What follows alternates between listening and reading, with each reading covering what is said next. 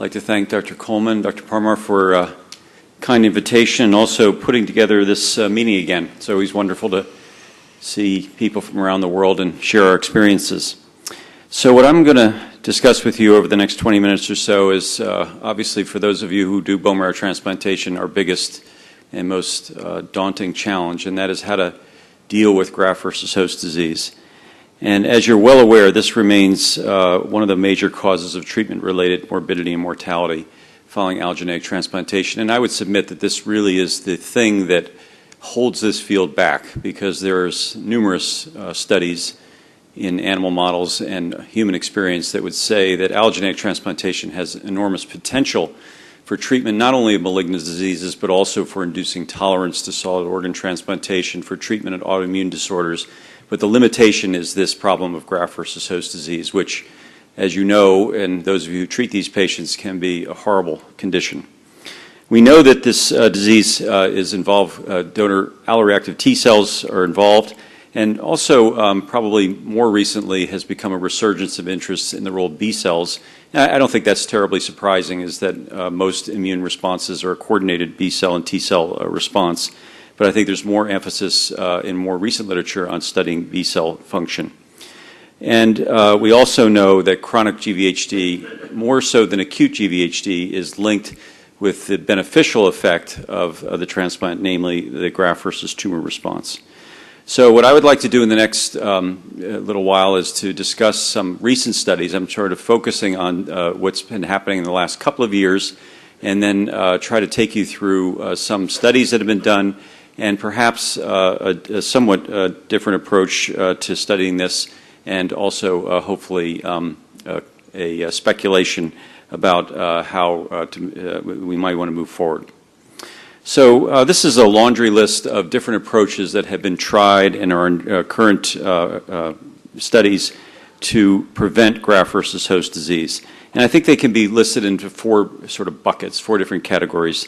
The first and the most consistent approach is to use pharmacologic interventions. And this is the one that we plugged away at for the last 20 or 30 or so years, and sadly have made relatively little progress, because the standard remains a calcineurin inhibitor and methotrexate, and there are multiple attempts to try to find a better approach, and I'll mention that briefly.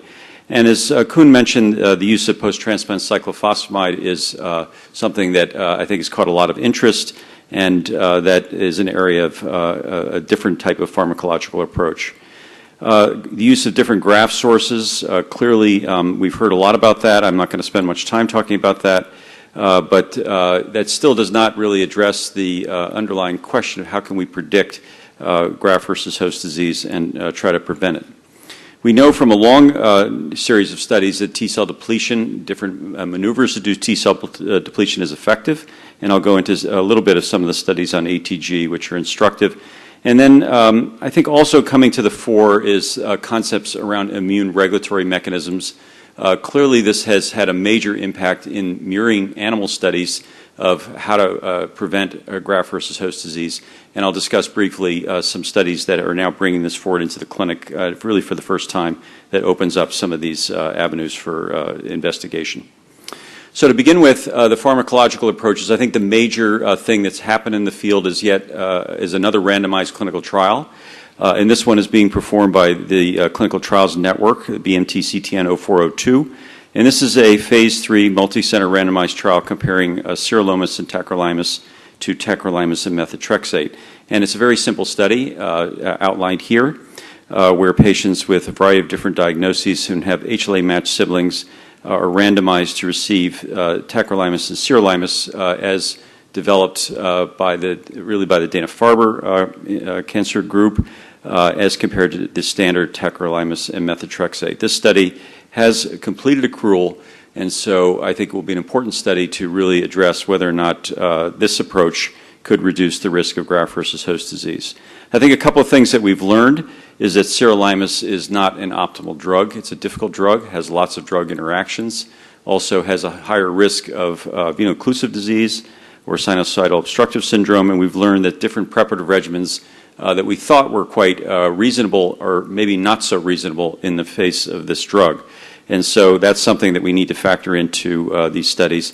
But I think it's very important to do prospective randomized clinical trials, and the CTN should be congratulated for completing this trial, and we await these results. Another randomized trial performed in Europe is the use of Fresenius ATG, a form of ATG commonly used in Europe. And this study, published by Jürgen Finke in the Lancet Oncology a couple of years ago, shows that the patients who receive Fresenius ATG, a T-cell depletion approach, have lower risk of acute graft versus host disease, and also, interestingly, chronic graft versus host disease. This is one of the first studies that I'm aware of which was able to show in a randomized prospective way that one could reduce the risk of chronic graft versus host disease. And this shows you in a little bit more detail that a recent update in Blood on this study with longer follow-up in the upper curves show you that those patients that receive Fresenius ATG had significantly lower chronic graft versus host disease, and as of yet have not had an increased risk of relapse. So if this holds true, I think this is an important finding, one that needs to be validated, and there is a randomized clinical trial that's begun accrual in the U.S. To try to replicate these results and to gain further follow-up. So I think it's very important that these studies be followed up, and I think this is an important advance if it can be shown to be replicated, and especially if one could reduce these risks of acute and chronic GVHD without subsequent increased risk of disease recurrence.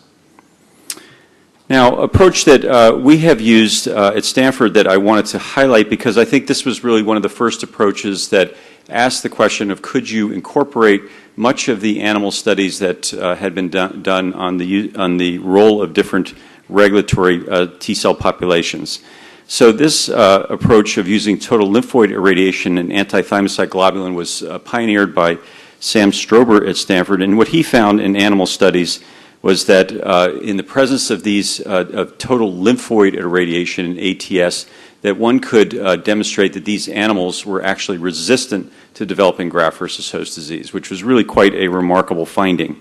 And he found, and one can do all the types of mechanistic studies that really allow us to form firm conclusions, that he was able to show that the role of TLI was to reduce was to change the ratio of so-called host natural killer T cells that produce a cytokine called produce interleukin-4, and that the ratio of these NK T cells to conventional T cells is dramatically altered in the presence of total lymphoid irradiation.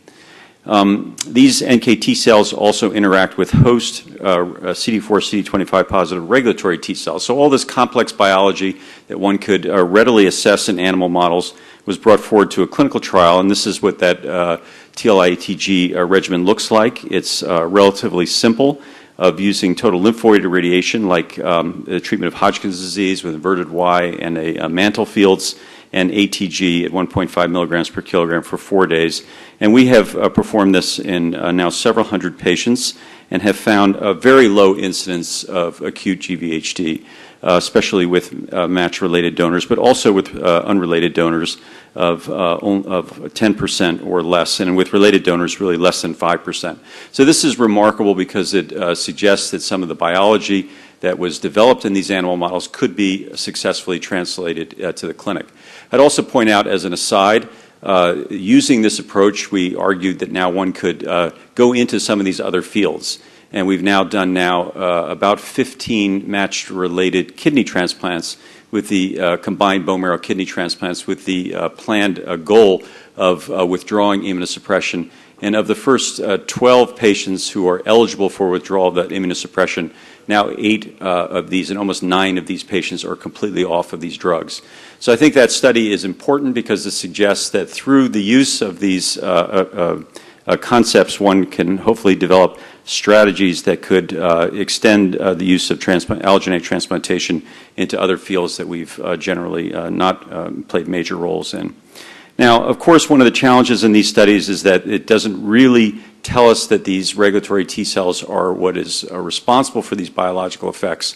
And so the only way to really do those types of studies is to really isolate those cells and then do adoptive transfer. So as Dr. Rosen asked, what do we learn from animal models? One of the major things we've learned is that these immune regulatory mechanisms play a major role in animal studies in graft versus host disease. And those of you who follow these fields would say that probably the major population of regulatory T cells that play an important role are these so-called CD4, CD25 natural regulatory T cells. These cells express a unique an unusual transcription factor, FOXP3. And there's lots of evidence in animal models that the regulatory T cells play a major role in controlling autoimmune reactions and have been shown in many different animal models of autoimmune diseases like inflammatory bowel disease, diabetes, lupus-like models, MS-like models in mice, that these cells can control these types of problems. So one of the goals is to see, can we translate these concepts to the clinic? Now, you heard from Kuhn recently, in the previous talk, about the studies from Italy, where they've done haploidentical transplantation using T-cell depletion.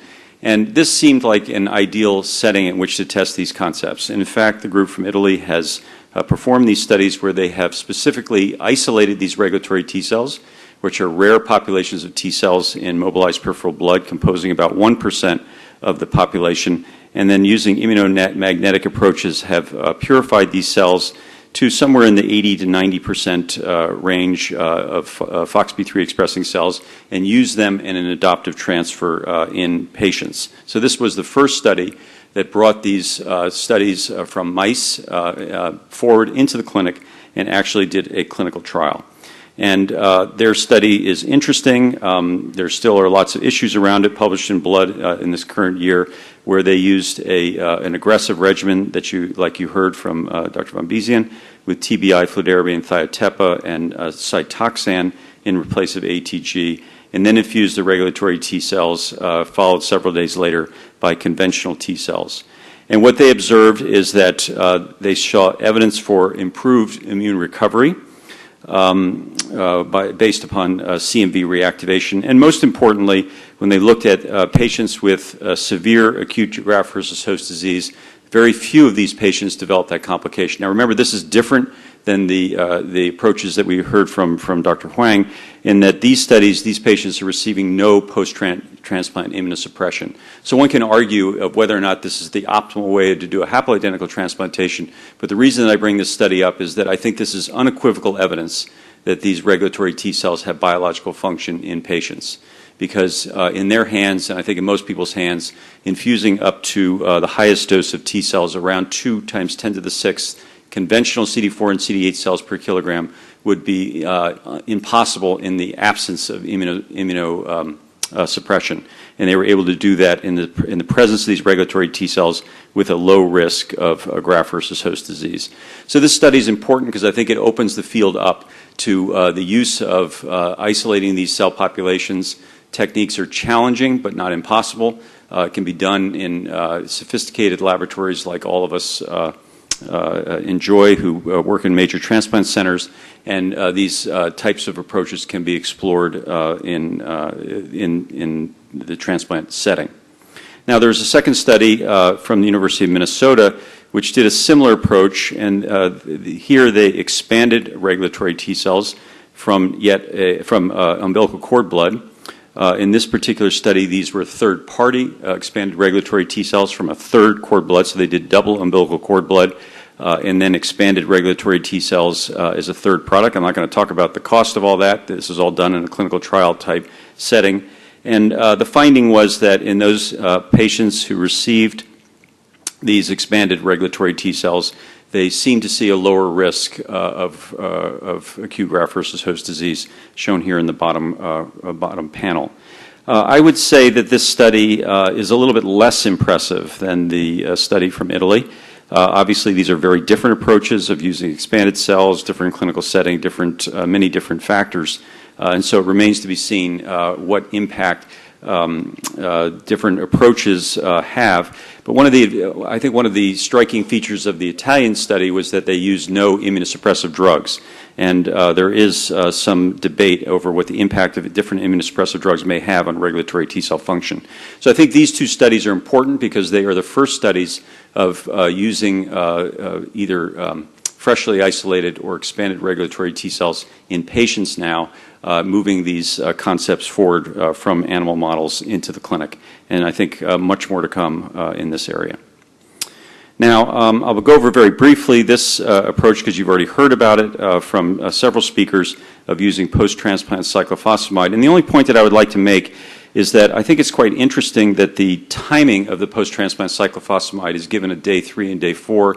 And the reason I think that's important is that if you do look at, again, going back to Dr. Rosen's question, if you look at animal modeling, what those animal models would suggest is that very early in the biological events in T-cell proliferation, these T-cells migrate to lymphoid organs, begin to proliferate, and then infiltrate GVHD target organs. So I think it's interesting that the post-transplant cyclophosphamide is giving at the time, day 3 and day 4, when we would expect those T cells to be largely at nodal sites and beginning this proliferative phase. And I think that's one point that I'd like to leave you with, is that I believe that the way we address graft versus host disease is probably not optimal because we're not able to really study when the key biological events are occurring, which is very early in this process.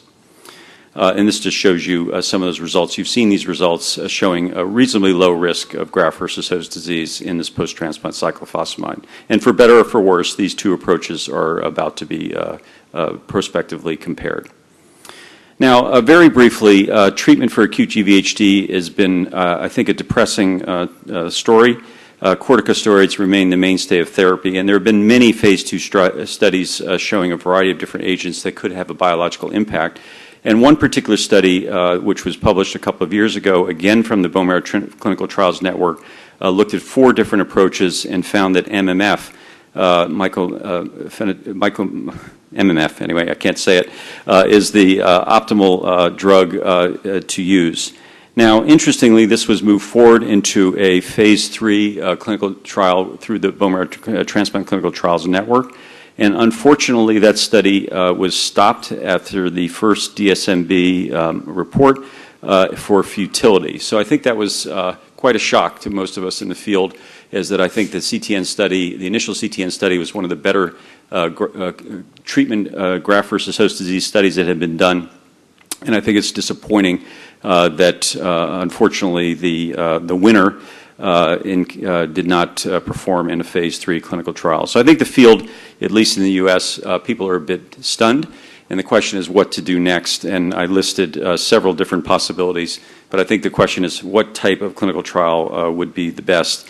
And it may be that we're really asking the wrong question, that by the time patients develop graft versus host disease, it may be very difficult to turn around that biology. Now, the last topic that I very briefly want to touch upon is that of chronic graft versus host disease as less of a source of mortality following transplantation, but a major source of morbidity. And the standards, again, have been immunosuppression with prednisone and calcineurin inhibitors, and there are many alternative approaches. One particular study that I just want to focus on, recently published from Dana-Farber in New England Journal of Medicine, looked at the use of interleukin-2, not something that one would think would be a logical treatment approach for patients with graft versus host disease, but here again they argued that the use of interleukin-2 could theoretically expand the regulatory T-cell population. And in fact, in their study, they found evidence that the use of low-dose chronic administration of interleukin-2 by subcutaneous injection resulted in an increase in the number and ratio of regulatory T cells compared to conventional T cells. So again, and also they noted clinical responses, especially in those patients who responded. So again, further evidence that understanding this, the role of these different regulatory cell populations and trying to intervene could in fact have some clinical impact. And this shows you the course of some patients who received the low-dose chronic administration of interleukin-2, showing the prolonged expansion of these regulatory T cells, and in their study was associated with some clinical responses.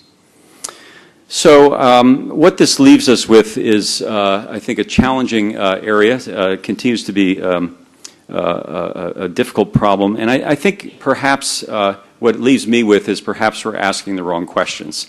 And that is that once patients have developed graft versus host disease, it is a very difficult problem. And we know that some patients develop graft versus host disease, yet others don't. And so how do we figure out how to identify those patients?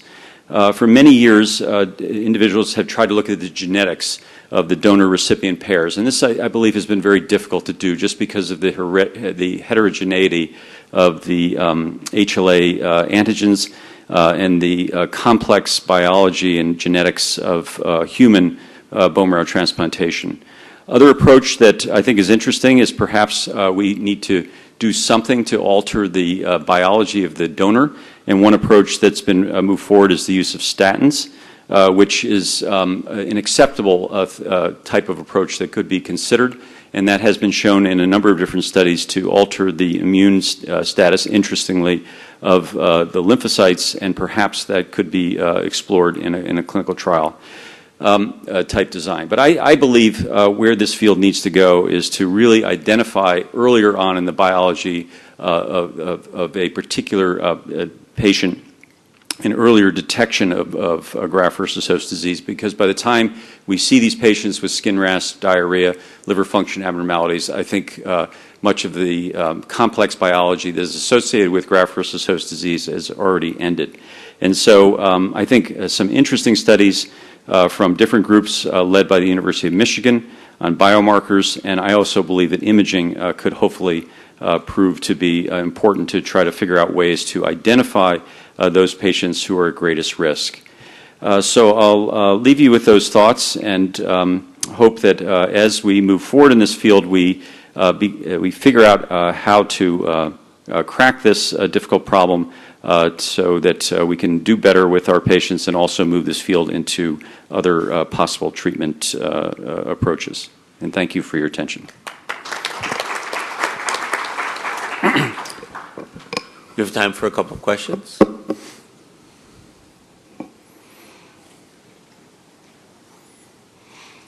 So, Rob, what I was going to ask you as you look into the future in particularly the biomarker arena, is it just going to be enough to monitor cytokine profiles or proteomics, or you think there's going to have to be something else added to that?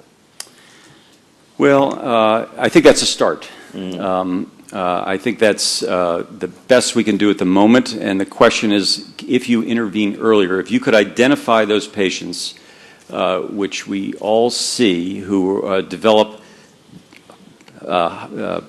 grade 3 and grade 4 graft versus host disease, and perhaps intervene at an earlier time point, then perhaps that would allow us to have better outcomes. So I think we need to figure out how to identify those patients before they develop those problems. So I think the approach of treating all patients has its limitations, and I think that we need to figure out how to figure out and intervene. So those are two tall orders. Not only do we have to figure out who they are, we have to figure out what the interventions are. And I suspect that the interventions that we've already developed may be more effective if they were performed at an earlier time point. I mean, the other option, of course, is if we could identify who those patients are. We could use things like T-cell antibodies, CAMPATH, other things that we know are effective, but result in higher risk outcomes that we try to avoid. That makes sense, yeah. Mark? I accept the proposition that graft versus host disease, when it's severe, is very bad, but when you have a little bit, it's very good.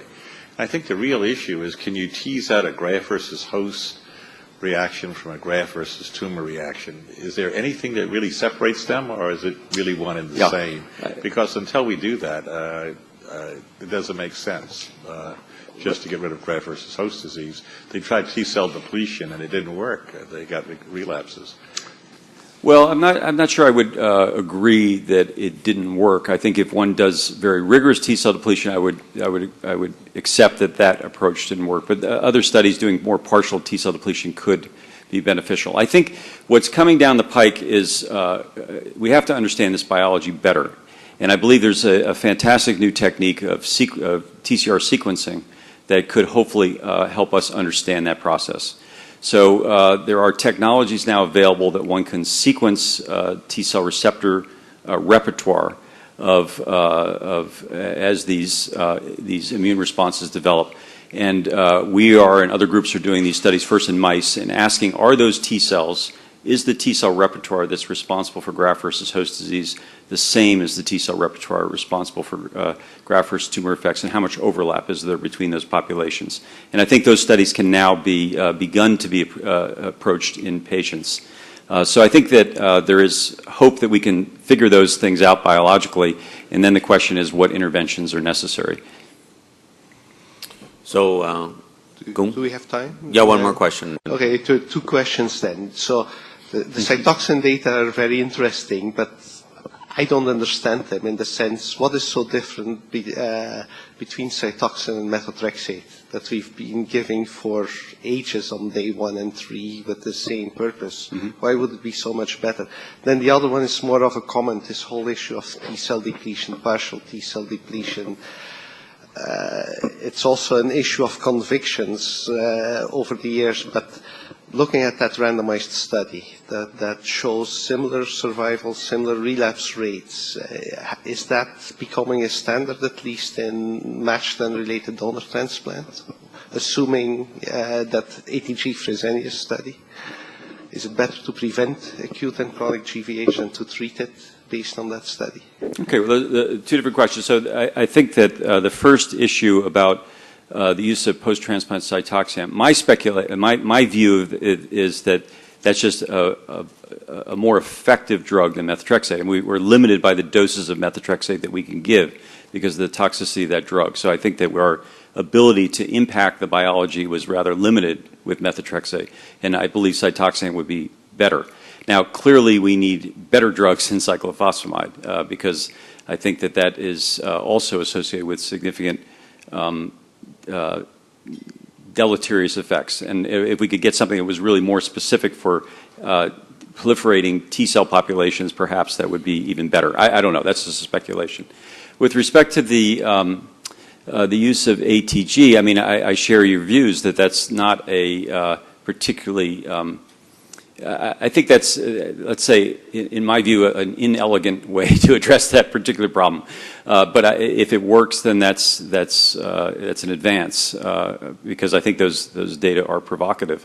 If you could reduce the risk of graft versus host disease and not impact relapse and have similar outcomes, theoretically, those patients would have an easier transplant-related course. I mean, I think that when we look at these outcomes, we also have to put into the fact of what it is that our patients go through. And clearly, the major source of morbidity is graft versus host disease and associated treatment. So I think if you could reduce that risk, I think that certainly is an advance, even if the outcomes are the same. So thank you very much, Rob. Thank you, Dr. Ian, for chairing the session with me. Thanks to the audience. And I don't know if Dr. Coleman wants to give some closing remarks, so, well, enjoy the evening, and we'll see you again tomorrow.